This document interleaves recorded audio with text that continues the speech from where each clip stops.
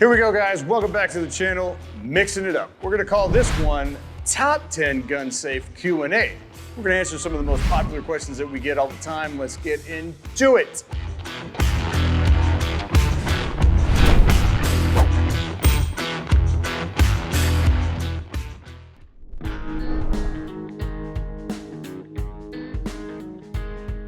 Number one, let's do, should you bolt your safe down? Great question, seriously. We consider in our business 50% of the security. So do safe manufacturers, meaning it doesn't matter how big, how small, how heavy it is. If somebody can just pick it up and take it with them, what does that matter? So if you have the opportunity to bolt it down, we typically do recommend that.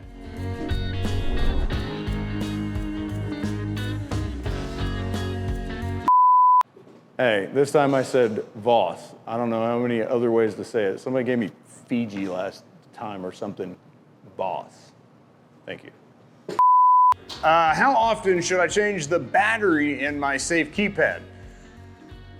I have seen a battery last for 6 months. I've seen a battery last for 10 years. Rule of thumb, two things. One, January 1st, go ahead and change out your smoke detectors, change your battery keypad, or the keypad battery at the same time.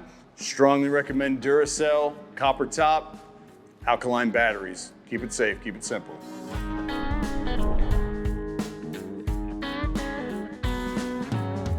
Is the higher the number, the thicker the gauge of steel? Let me break that down a little bit, not be so confusing. So when you see gauges of steel, like in the photos you're probably seeing right now, I don't know, it says like 7 gauge and 10 gauge and 12, and you hear all these numbers, right? Actually, the higher the number is actually the thinner the steel, right? So commercial doors in your buildings that you go to, you might work in right now, they're like 16, they're 20 gauge steel doors, right? So in a really good safe, we start getting into the lower number of steels, it gets down to like 4 gauge or whatever. Then it goes into fractions, like 1/2 inch and 1/4 inch steel. So the smaller the number, the thickness of gauge of steel is actually the thicker the steel is. Let's get another one.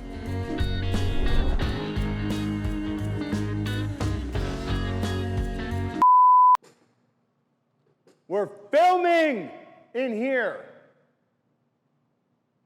Amateurs. Really popular question.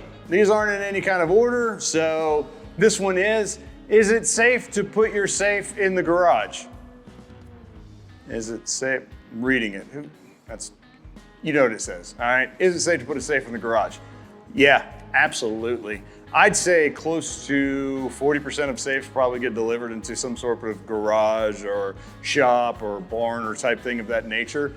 The reason being is because follow any PD statistics and they show how the most common source of break-in or place for break-in is a primary bed, bath, and closet area. So not having your safe in one of those 3 spaces is a great idea. And having it out there, people worry about elements and things of that nature. Your car's out there and it's fine. It cranks up and runs all the time. These weapons are used overseas and military operations all over. So yeah, absolutely, it's good to go.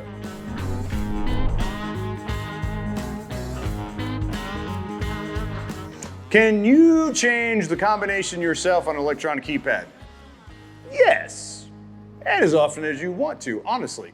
We've got how-to videos on certain models, but if you have a model that we haven't made a video on, great, let me know, right? And I'll show you how to do that yourself. It's very easy to do, but we wanted you to do it effectively and kind of follow some of the notes that work in order to not make a mistake and get yourself locked out. And with that, again, there's more to it, but I mean, that's predominantly it, so absolutely.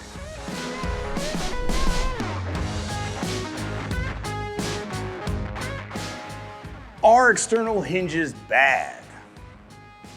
Fair question.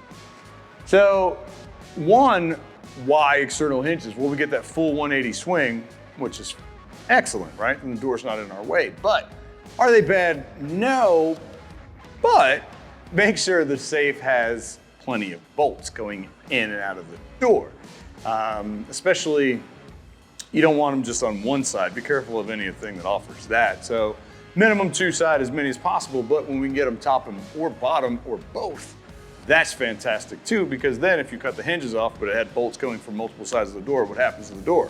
Nothing, it's just sitting there. So not bad at all, just be careful of how many bolts it has when you're shopping, okay?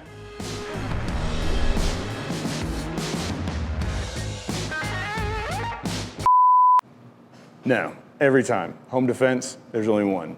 Short, 12 gauge, birdshot. Look it up. I swear to God, it's genius. Perfect idea.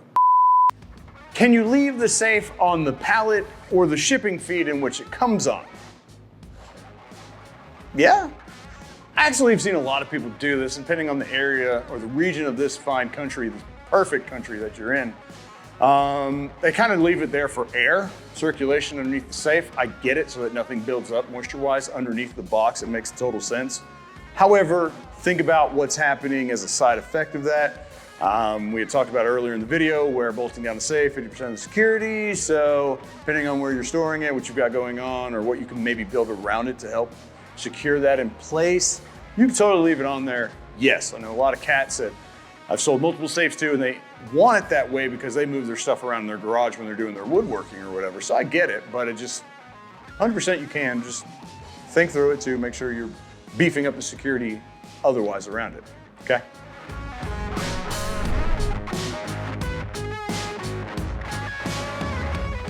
Are round bolts stronger than flat bolts? So we get a lot of forms of this question. And it's hey, those flat bolts, they look weak, or they look sorry to me, they're probably not as good. Man, we do it in a ton of videos where we bring out all kinds of demonstrations where I try to talk about it. And the primary one that I like to do is that imagine a 1-inch round bolt. And imagine you close the door and you throw the bolts. There's now a 1-inch round bolt sticking out, right? Well, the only part of this round bolt that's touching the inside of the jam is the part that's looking at me, that's actually making contact on the metal. As you can see, the round bolt facing you, nothing's touching, okay? So let's say I come back now and I've got a flat bolt. So when the door closes and I throw the bolts, now all the fingers on this side, or the whole bolt, is touching on the inside. So what manufacturers say is that's about 12 times the contact radius from a 1-inch round bolt. So we've seen some really good testing on that, and so multiple manufacturers are using flat bolts now, so they're actually really strong. Might be better. Let's go to another one.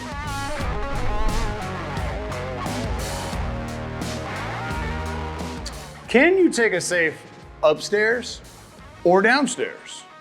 Well, as many of you already know who may be watching this, absolutely. You've probably done it yourself, or you hired somebody like us to do it for you. Those who haven't. When we talk about upstairs, for example, because that's more likely in our part of the world, I usually say words like up to 800 pounds is cool, so long as it fits the staircase, right? Because you've got that problem. If she's just too big, it's not gonna make turns and go, obviously. But more importantly, we say up to 800 pounds, meaning that's not a big questionable number typically on what the structure can hold on the second floor. So we normally recommend you talk to a structural engineer in case there's any questions about the monster you want to put up there. If the house is a lot older, she creaks a lot, or you want to go with a big beefy guy that'll absolutely fit the staircase, well, I'll take it up there, but you might want to quadruple check all of our numbers that it can hold it where we're gonna place it. As far as downstairs goes, same thing, right? How beefy is that staircase in which you're going up or down? I know a lot of guys that do it in the northern states, and they take them down, no problem. But again, you want to deal with a professional on that, because it gets a little risky, a little hairy, it gets a little sketch, as the kids say, moving that kind of weight downward, okay? So watch out for that, but it's totally possible for both cases, just a couple of variables there.